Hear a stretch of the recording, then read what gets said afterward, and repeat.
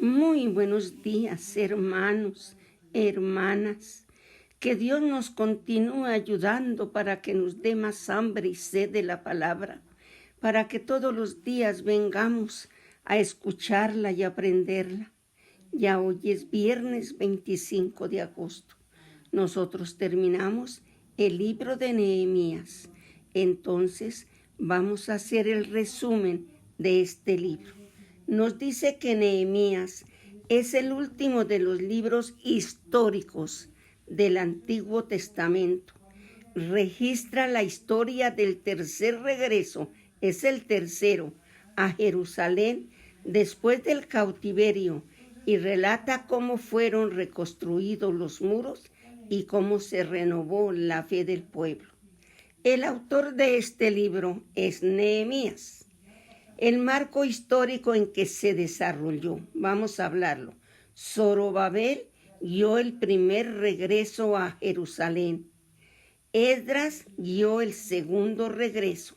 Y finalmente Nehemías regresó con el tercer grupo de cautivos para reconstruir el muro de la ciudad. ¿De dónde venían estos cautivos? Venían de Babilonia, donde estuvieron 70 años. Nosotros tenemos aquí en el capítulo 6 y el versículo 15 y el versículo 26, el versículo clave, o sea, el versículo importante de este libro que es: fue terminado pues el muro el 25 del mes de Eliub en 52 días. Y cuando lo oyeron todos nuestros enemigos, temieron todas las naciones que están alrededor de nosotros y se sintieron humillados y conocieron que por nuestro Dios había sido hecha esta obra. Solo por Dios, hermanos, ustedes saben que solo con Él ganamos la batalla. ¿Cuáles son las características particulares que encontramos en el libro de Nehemías? Este libro nos muestra el cumplimiento de las profecías de Zacarías y de Daniel respecto a la reconstrucción del muro de Jerusalén. Nehemías vio un problema y se afligió cuando él preguntó y dijeron que no, que la ciudad estaba abandonada, que los muros caídos. Le dio mucha tristeza que el mismo rey se dio cuenta por qué había cambiado su rostro.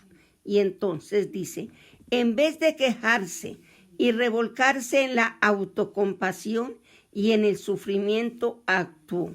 Nehemías sabía que Dios quería que motivara a los judíos para que reconstruyeran los muros de Jerusalén.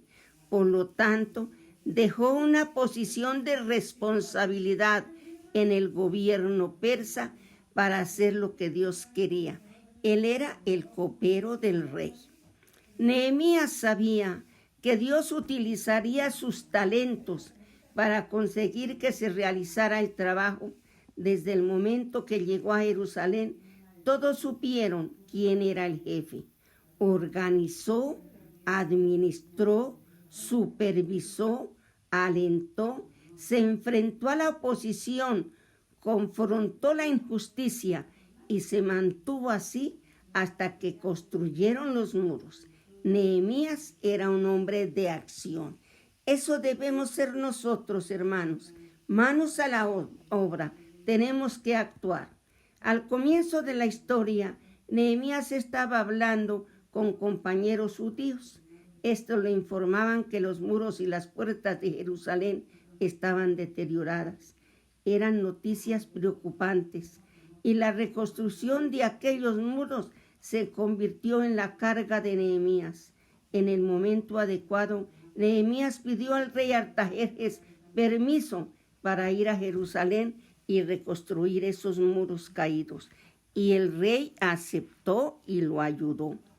Armado de cartas del rey, Nehemías viajó a Jerusalén y organizó al pueblo en grupos y le asignó secciones específicas del muro. Sí, que empezamos en el capítulo 3. Sin embargo, el proyecto de construcción tuvo oposición. ¿De quienes? De Sanbalat, Tobía y otros trataron de detener la obra a través de insultos, ridiculaciones, amenazas y sabotaje. Algunos de los trabajadores tuvieron miedo, otros se hastiaron. En este caso, Nehemías empleó una estrategia para frustrar a sus enemigos: oración, aliento, guardas de seguridad y consolación. Sin embargo, surgió un problema diferente, un problema interno. Los judíos ricos estaban aprovechándose del compromiso solemne de sus trabajadores compatriotas. Al escuchar acerca de su opresión y avaricia, Nehemías confrontó a los extorsionadores. Cuando casi estaba terminados los muros, Sanballat y Tobías y la compañía trataron de detener por última vez a Nehemías. Sin embargo, este se mantuvo firme y el muro se terminó en solo 52 días. Grandioso monumento al amor y a la fidelidad de Dios. Tanto los amigos como los enemigos supieron que Dios había ayudado. Ya vamos en el capítulo 6. Después de construir los muros, Nehemías continuó organizando al pueblo y realizó un censo y nombró guardias de las puertas, levitas y otros funcionarios. Esdras guió a la nación en la alabanza y en la instrucción bíblica. Esto llevó a una reafirmación de fe y a un avivamiento religioso en donde el pueblo prometió servir con fidelidad a Dios. Nehemías finaliza con una lista de los clanes y sus líderes, con la dedicación de un nuevo muro en Jerusalén y la purgación del pecado del país. Están en el capítulo 12 y 13.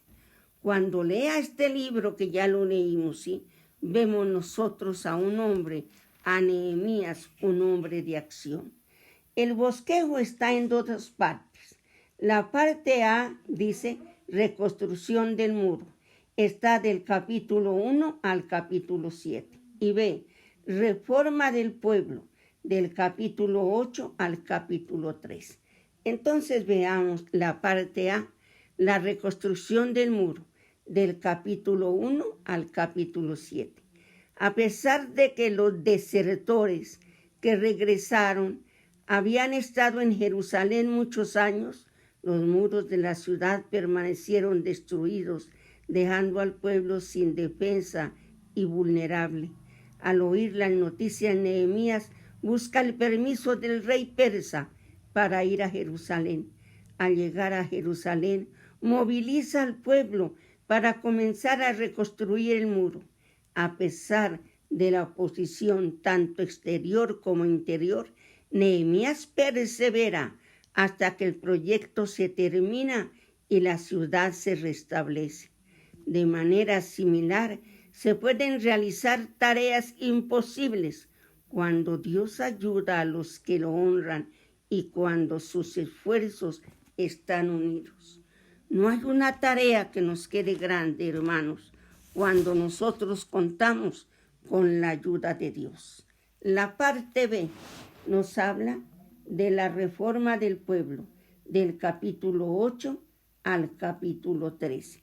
Ya la parte física, los muros se habían levantado, pero quedaba la parte espiritual, que los muros estaban por el suelo.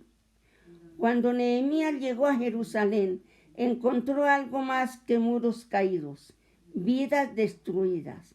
Por eso convocó al pueblo para que escucharan a Esdras leer la ley de Dios. El pueblo se arrepintió y prometió cambiar de vida y obedecer la palabra de Dios. No importa dónde vivamos, el deslizarse es un peligro que sigue presente en la actualidad. Debemos analizar constantemente nuestro comportamiento con las normas de Dios en la Biblia para no caer en estilos de vida pecaminosos. Es la Biblia la que es nuestro derrotero. Es la Biblia la que nos guía. Es la Biblia, por eso todos los días vamos a ella. Examinemos cómo están los muros, hermanos. El muro en su interior. ¿Cómo están los muros en su casa, en su familia, en su trabajo? Los muros están derribados, no están fuertes, no se han levantado.